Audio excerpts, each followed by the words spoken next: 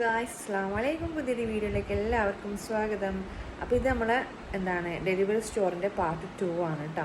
അപ്പോൾ നമ്മൾ പറഞ്ഞു വെച്ചിട്ടുണ്ടായത് നമ്മൾ ലേബർ റൂമിലാണ്. അപ്പോൾ അതിൻ്റെ ഇടയ്ക്ക് ഇക്ക വന്നു, പിന്നെ ഫാമിലിയൊക്കെ നമ്മളെ കണ്ടുകൊണ്ടിരിക്കുന്നു. ഞാൻ ഡോറ് തുറക്കുമ്പോൾ തന്നെ അവർ എല്ലാവരും ഇങ്ങനെ വീക്ഷിച്ചുകൊണ്ടിരിക്കുകയാണ്. നിഷാന പെയിനൊന്നും ഇല്ലാണ്ട് ഭയങ്കര സുഖമായിട്ട് ഒരു കുഴപ്പങ്ങളില്ലാണ്ട് ഒരു കൂസലില്ലാണ്ട് നിൽക്കുന്നു. പ്രശ്നമൊന്നുമില്ല അവർക്ക്. അങ്ങനെയാണ് എല്ലാവരും ഇരിക്കുന്നത്. അങ്ങനെ എല്ലാവരും വിചാരിച്ചിട്ടുണ്ടായിരുന്നു. പക്ഷേ ഞാൻ പറഞ്ഞില്ല, എനിക്ക് നല്ല അടുത്തടുത്താണ് കോൺട്രാക്ഷൻ വരുന്നുണ്ടായത്. പക്ഷേ ആ കോൺട്രാക്ഷൻ ഇല്ലാത്ത സമയമാണ് ഞാൻ അവരോട് ശരിക്കും കാര്യങ്ങളൊക്കെ ചെയ്യുന്നുണ്ട്. പക്ഷെ എനിക്ക് തോന്നുന്നില്ല, ഞാൻ ഷെൻസൂൻ്റെ ചിലപ്പം ഈ ഒരു ചെറിയ പെയിൻ വന്നപ്പോൾ തന്നെ ചിലപ്പം വേദന നമുക്ക് ആദ്യത്തെ ഡെലിവറിയിൽ അറിയില്ലല്ലോ എങ്ങനെയാണ്. അന്നേരം തന്നെ ഞാൻ ചിലപ്പോൾ എനിക്ക് വേദനിക്കുന്നു പറഞ്ഞ് ചിലപ്പോൾ കാര്യം സ്റ്റാർട്ട് ചെയ്തിട്ടുണ്ടായിട്ടുണ്ടാവും ആയിരിക്കും തോന്നുന്നറിയില്ല. ഫസ്റ്റ് നമുക്ക് അറിയില്ലല്ലോ എങ്ങനെയാണ്. അപ്പോൾ ഇത് ഞാൻ മാക്സിമം അങ്ങനെ വലിയ കുഴപ്പങ്ങളില്ലാണ്ട് ഇങ്ങനെ നീക്കിപ്പോയി കൺട്രോൾ ചെയ്ത് ഇടയ്ക്ക് ബ്രീത്തിങ് എക്സസൈസൊക്കെ ചെയ്യുന്നുണ്ട്, സ്ക്വാട്ടിങ് ചെയ്യുന്നുണ്ട്, നടക്കുന്നുണ്ട്. ആദ്യം കുറച്ച് കടന്നു, പിന്നെ ഇടയ്ക്ക് കുറച്ച് വെള്ളം കുടിക്കും. വെള്ളം ഞാൻ ഇടയ്ക്കൊക്കെ കുടിച്ചുകൊണ്ടിരിക്കുന്നുണ്ടായി കേട്ടോ. പിന്നെ അങ്ങനെ അങ്ങനെ 9 മണിക്ക് തുടങ്ങിയത് ഒരു വൈകുന്നേരം ഒരു അസറ് കൊടുക്കാനാവുമ്പോൾ ആണ് ഞാൻ പറഞ്ഞല്ലേ ഫസ്റ്റ് ട്രിപ്പ് തീരുന്നത് പറഞ്ഞല്ലേ. ഇപ്പോൾ രണ്ടാമത്തെ ട്രിപ്പ് നമ്മൾ അങ്ങനെ തുടങ്ങി അതിൻ്റെ ഇടയ്ക്ക് ഡോക്ടർ വന്നിട്ട് PV ചെക്ക് ചെയ്തിട്ട് പറഞ്ഞു എന്താ നമ്മൾ പറയുന്ന നമ്മൾ ചെയ്യുക, സൈക്കോന്ന് ചോദിച്ചു, വേദന സൈക്കോന്ന് ചോദിച്ചു. ഞാൻ പറഞ്ഞാൽ ഇപ്പം പെയിൻ സ്റ്റാർട്ട് ചെയ്ത രീതിയിൽ കുറച്ചും കൂടി നോക്കി നോക്കാന്ന് പറഞ്ഞു. ഓക്കെ എന്ന് പറഞ്ഞിട്ട് ഡോക്ടർ പോയി. അപ്പോൾ അങ്ങനെ ഇങ്ങോട്ട് ചോദിച്ചുകൊണ്ട് എനിക്ക് ഞാൻ ഭയങ്കര സന്തോഷമായി. ട്രൈ ആക്കുന്ന തന്നെയല്ലേ എന്ന് ചോദിച്ചപ്പോൾ എനിക്ക് നല്ല ഹാപ്പി ആയിട്ടാണ്. ഓക്കെ നോക്കാമെന്ന് പറഞ്ഞ് അങ്ങനെ ഡോക്ടർ പോയി. പിന്നീട് ഞാൻ നല്ല അടിപൊളി മസാല ദോശയൊക്കെ കഴിച്ചിട്ടുണ്ടായിട്ടാണ്. കാരണം എനിക്ക് ഞാൻ പറഞ്ഞു ഉച്ചക്കൊക്കെ ആ ചോറും പുളിശ്ശേരിയോണ്ടൊക്കെ ഇഷ്ടപ്പെടുകയുണ്ടായിട്ട് ഞാൻ നേഴ്സിനോട് പറയാം എനിക്കൊരു മസാല ദോശ വാങ്ങിച്ചു തരാൻ പറയുമോ. എല്ലാവരോടും വിളിച്ച് പറയണ്ട, ഇക്കാനെ മാത്രം വിളിച്ചിട്ട് പറഞ്ഞാൽ മതി എന്ന് പറഞ്ഞിട്ടുണ്ടാ ഒരു മസാല ദോശ വേണമെന്ന് പറഞ്ഞ്. അങ്ങനെ കാരണം എനിക്ക് തോന്നി പ്രഗ്നൻസി ഞാൻ മസാല ദോശ കഴിക്കണമെന്ന് വിചാരിച്ചിട്ടുണ്ടായി. പക്ഷെ എനിക്ക് ഇവിടുന്ന് അങ്ങനെ കഴിക്കാൻ പറ്റിയിട്ടുണ്ടായിട്ടാ. അപ്പോൾ അന്ന് ഞാൻ അങ്ങനെ മസാല ദോശ വേണമെന്നിട്ട് എനിക്ക് എവിടെയല്ലോ പോയിട്ടാണ് ഒരു മസാല ദോശ എത്തിച്ച് തന്നിട്ടാ. അത് എന്തിട്ട് നല്ല രീതിയിൽ തിന്നാൻ പറ്റി. അത് തിന്നുമ്പോൾ എനിക്ക് നല്ലൊരു പെയിൻ വന്നിട്ടാ പുറത്ത് പോയിട്ട് കഴിക്കുന്ന സമയത്തും. ഓക്കെ കുറേ ഇപ്പോൾ എനിക്ക് തോന്നിയൊരു 3 മണിക്കൂറൊക്കെ കഴിഞ്ഞിട്ടാണെന്ന് തോന്നുന്നു നേഴ്സ് നമ്മളെ വയറ് ക്ലീൻ ചെയ്യല്ലോ. അങ്ങനെ വയറ് ക്ലീൻ ചെയ്തിട്ട് ഞാൻ ബാത്റൂം പോയ സമയത്ത് എൻ്റെ കുറച്ച് തന്നെ ഭയങ്കര പെയിൻ ഉണ്ടായിട്ട് എനിക്ക് സഹിക്കാൻ പറ്റുന്നുണ്ടായിട്ട് എങ്ങനെയല്ലോ ഞാൻ അവിടെ നിന്ന് എണീച്ച് വരുമ്പോൾ തന്നെ ഡോക്ടർ വന്നിട്ടുണ്ട്. അപ്പം ഡോക്ടർ വീണ്ടും ഒരു 3 മണിക്കൂർ ശേഷമാണ് PV ചെക്ക് ചെയ്യുന്നത്. PV ചെയ്തിട്ട് എന്നപാടും ഡോക്ടർ പറഞ്ഞു എന്നെ ട്രൈ ആക്കണ്ട, നമുക്ക് സിസേറിയൻ ചെയ്യാമെന്ന് പറഞ്ഞിട്ടാ. അങ്ങനെ പറഞ്ഞപ്പോൾ സത്യം പറഞ്ഞാൽ എനിക്ക് അങ്ങോട്ടൊന്നും പറയാൻ തോന്നിയിട്ടില്ല, ഒന്നും പറഞ്ഞില്ല. എൻ്റെ മുഖം ഭാവമൊക്കെ മാറിയിട്ടുണ്ടാവും. ഡോക്ടർ വേണ്ട പോലെ നമുക്ക് ചെയ്യാം, അങ്ങനെയാണ് എന്നോട് പറയുന്നത്.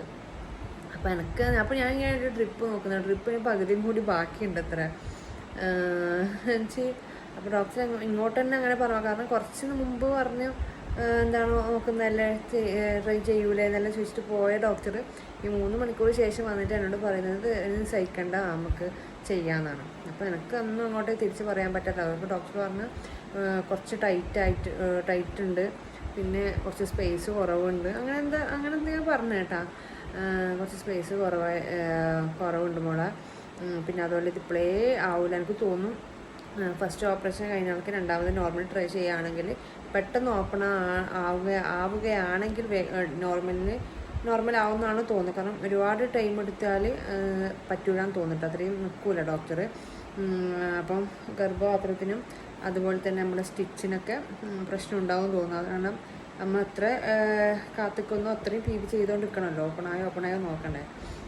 അപ്പം അതുകൊണ്ടൊക്കെ ആയിരിക്കാം എന്നപാട്. കാരണം ഡോക്ടർ അങ്ങനെ പറഞ്ഞപ്പം എനിക്ക് അങ്ങോട്ടൊന്നും പറയാൻ പറ്റിയില്ല. ഡോക്ടർ ഇനിയും വീണ്ടും ചോദിക്കുകയാണെങ്കിൽ ഞാൻ ഓക്കെ നമുക്ക് ഇനിയും നോക്കാമെന്ന് ഞാൻ പറയട്ടെ. പക്ഷേ ഡോക്ടർ വന്നപാട് ഇങ്ങനെ പറഞ്ഞു. അപ്പം എന്നോട് പുറത്ത് ഫാമിലിയോട് സംസാരിച്ചോ എന്ന് പറഞ്ഞപ്പോൾ ഞാൻ പുറത്ത് പോകുമ്പോഴത്തേക്ക് മറ്റേ സൈൻ ചെയ്ത് കൊടുക്കുന്നുണ്ട് സിസേറിയൻ ചെയ്യാൻ വേണ്ടിയിട്ട്. അപ്പോൾ പുറത്ത് പോയിട്ട് ഞാൻ ആരോടും ഞാനൊന്നും പറഞ്ഞു നമുക്ക് കുറച്ചും കൂടി നോക്കായിരുന്നില്ല, ആരോടും ഞാൻ അങ്ങോട്ട് പറയുന്ന പോലും ഇല്ല കേട്ടോ. അങ്ങോട്ടേക്ക് ഞാനൊന്നും പറയുന്നില്ല, എന്താണെന്ന് അറിയില്ല, അങ്ങനെ പറയാൻ തോന്നിയില്ല അന്നേരം.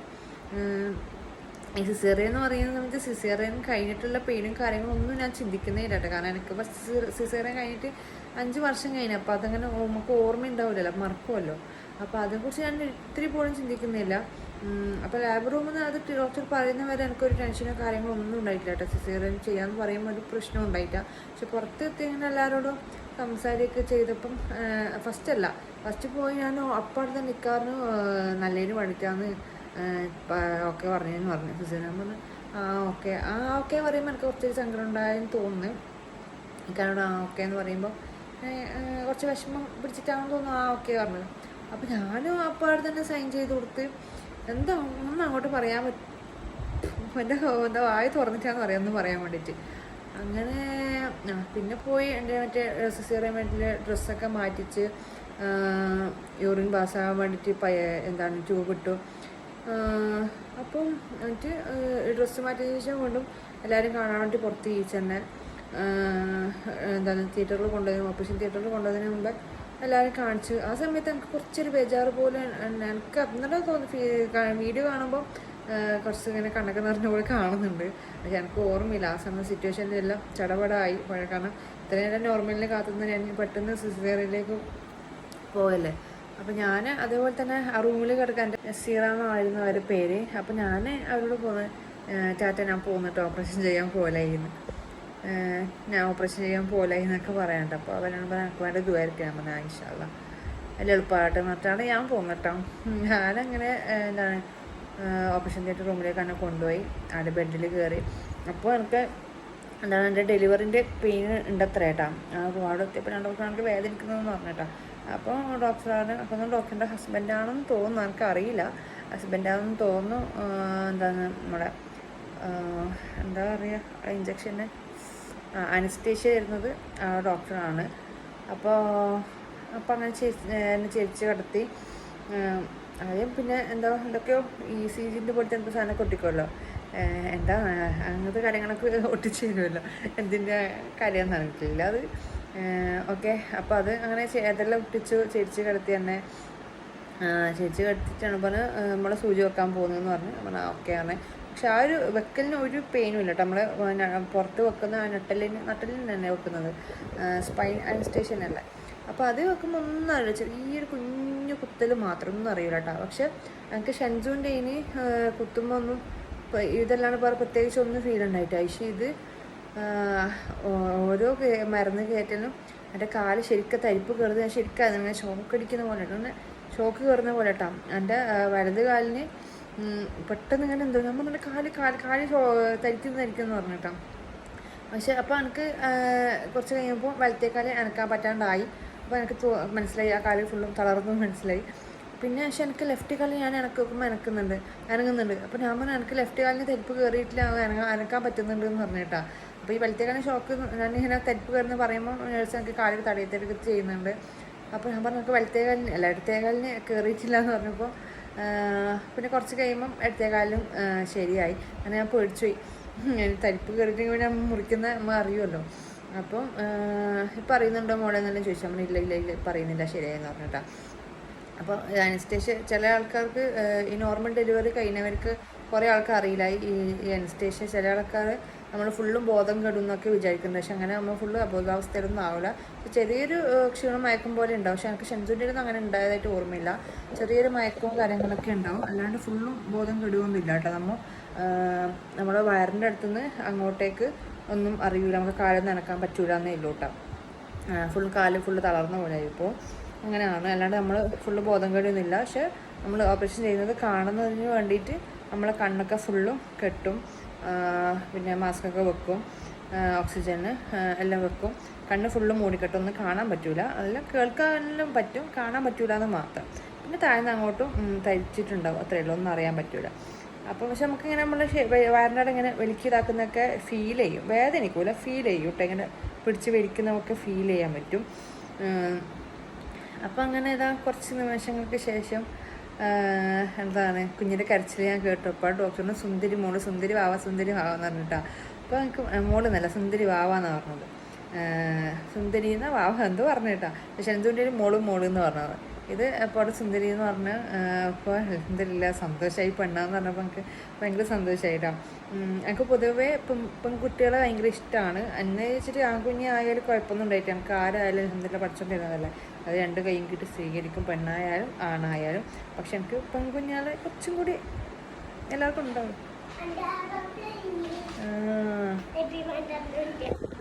പെൺകുട്ടികളോട് കുറച്ചും കൂടി ഇഷ്ടം കൂടുതലാണ്.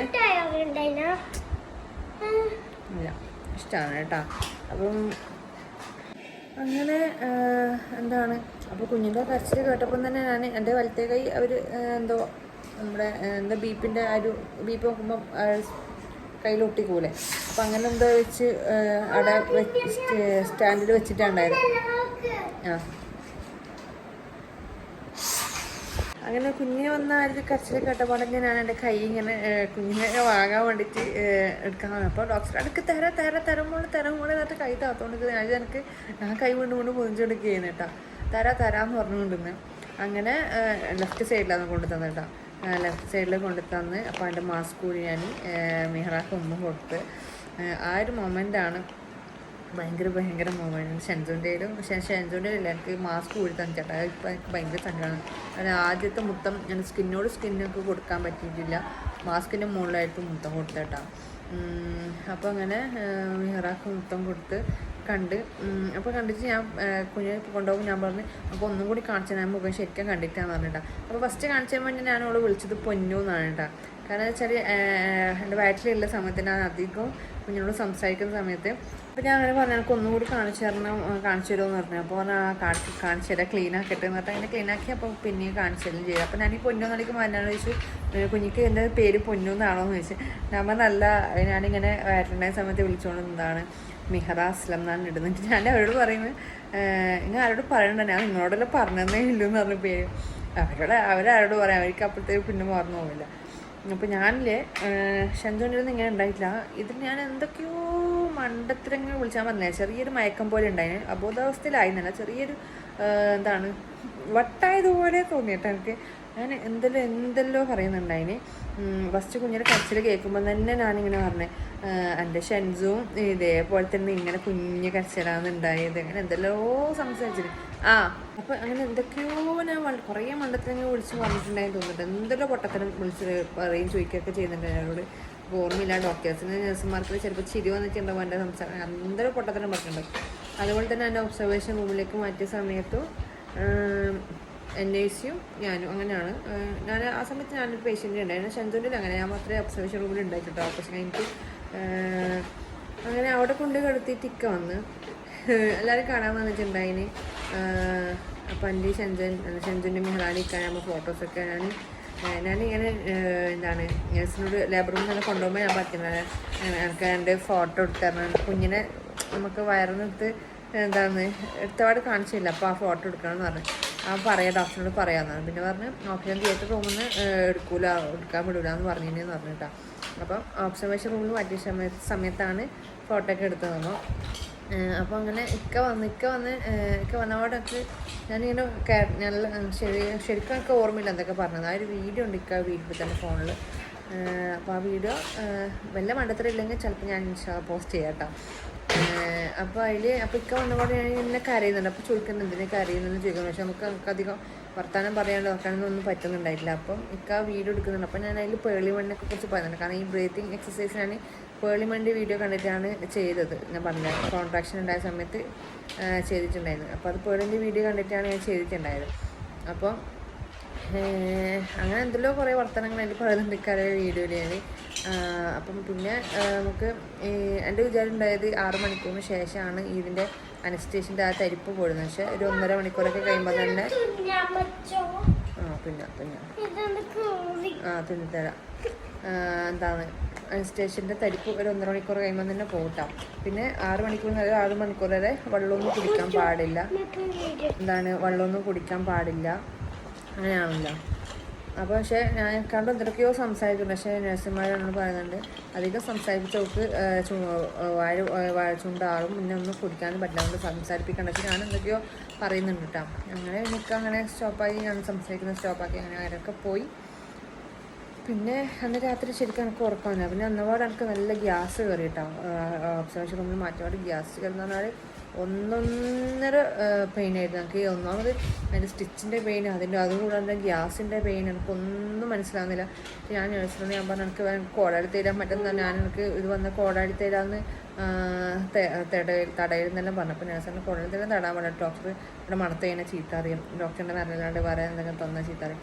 അപ്പോൾ ഇങ്ങനെ വേദന പോകാൻ ആൻറ്റിബയോട്ടിക് കാര്യങ്ങളൊക്കെ തരുന്നുണ്ട്. അത് സ്റ്റിച്ചിൻ്റെ. അപ്പോൾ ഗ്യാസിൻ്റെനും എന്തോ ഒരു ഇഞ്ചക്ഷൻ തന്നു കേട്ടോ. പക്ഷെ അത് കുറേ എപ്പോഴോ ആണ് നമുക്ക് അതിൻ്റെ പെയിൻ, ഗ്യാസിൻ്റെ പെയിൻ പോയത്.